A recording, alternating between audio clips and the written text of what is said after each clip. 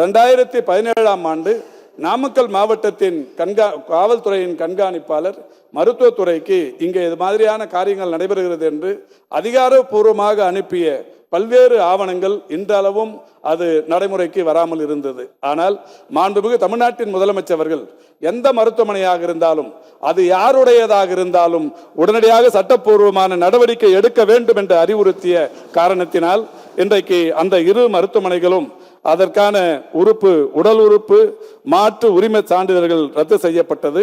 இந்த சிறுநீரக முறைகேட்டில் ஈடுபட்டதாக கண்டறியப்பட்ட ஸ்டாலின் மோகன் மற்றும் ஆனந்தன் ஆகிய இருவர் மீதும் குற்றவியல் நடவடிக்கைகள் தொடரப்பட்டு அந்த இருவரும் தற்போது கைது செய்யப்பட்டிருக்கிறார்கள். மேற்கண்ட பரிந்துரைகளின் மீது தகுந்த நடவடிக்கைகள் மேற்கொள்ளுமாறு மருத்துவ கல்வி இயக்குனர், மருத்துவ மற்றும் ஊரக நலப்பணிகள் இயக்குனர் மற்றும் அனைத்து மாவட்ட ஆட்சியர்களும் கேட்டுக்கொள்ளப்பட்டுள்ளனர். இதன் அடிப்படையில் மருத்துவ கல்வி இயக்குனர் நிலையான வழிகாட்டு நெறிமுறைகளை வகுத்து அனைத்து அங்கீகார குழுக்களும் அவற்றை தவறாமல் கடைபிடிக்குமாறு அறிவுறுத்தப்பட்டுள்ளனர்.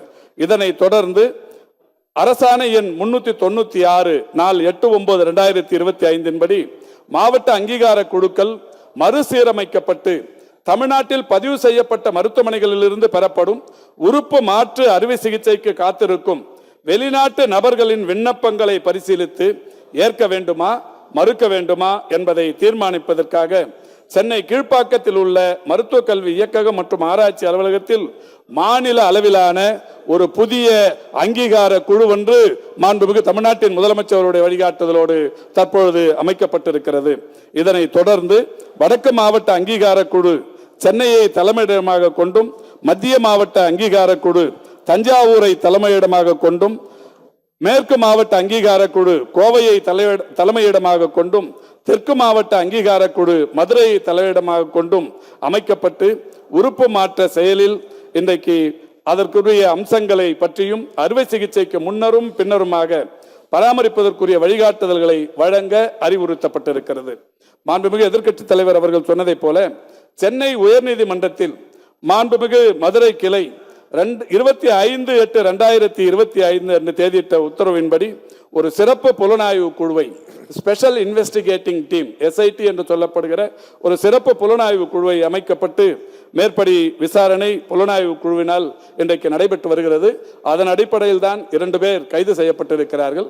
இதோடு மட்டுமல்லாது அரசு அலுவலர்கள் யாரெல்லாம் இதில் தவறுதலாக இந்த ஆவணங்களை சரிபார்க்காமல் ஒப்புதல் அளித்தார்களோ அவர்கள் மீதும் துறை ரீதியான நடவடிக்கை எடுக்க வேண்டும் என்கின்ற வகையில் மதுரை மருத்துவமனையைச் சேர்ந்த நிர்வாக அலுவலர் ஒருவர், இளநிலை நிர்வாக அலுவலர் ஒருவர், அலுவலக கண்காணிப்பாளர் 2 பேர், இளநிலை உதவியாளர் ஒருவர், உதவியாளர் ஒருவர், தட்டச்சர் ஒருவர் என்று 7 பேர் மீது துறை ரீதியான நடவடிக்கை மேற்கொள்ளப்பட்டிருக்கிறது. இப்படி மாண்புமிகு தமிழ்நாட்டின் முதலமைச்சர் அவர்கள் தவறு என்று எங்கே நேர்ந்தாலும் உடனடியாக கண்டறிந்து தகுந்த நடவடிக்கை எடுக்க வேண்டும் என்று உத்தரவிட்டதன் அடிப்படையில் இந்த வகையிலான நடவடிக்கைகள் மேற்கொள்ளப்பட்டிருக்கிறது.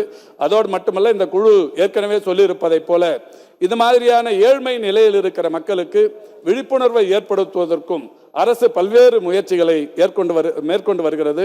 திரு அருள் அவர்கள் சொன்னதை போல பொருளாதார ரீதியான வளர்ச்சி ஏழ்மை நிலையில் இருக்கிற மக்களுக்கு ஏற்படுத்துவதற்குரிய நடவடிக்கைகளை இந்த அரசு ஏற்கனவே செய்திருக்கின்ற காரணத்தினால்தான் பொருளாதார வளர்ச்சியில் ஒரு 14 ஆண்டுகளுக்கு பிறகு இரட்டை இலக்க வளர்ச்சியாக இன்றைக்கு தமிழ்நாட்டில் 11.19 என்கின்ற வகையில் பொருளாதார வளர்ச்சியும் தனிநபர் வருமான வளர்ச்சியும் அதிகரித்து இந்தியாவுக்கு தமிழ்நாடு முன்மாதிரியாக இருந்து கொண்டிருக்கிறது.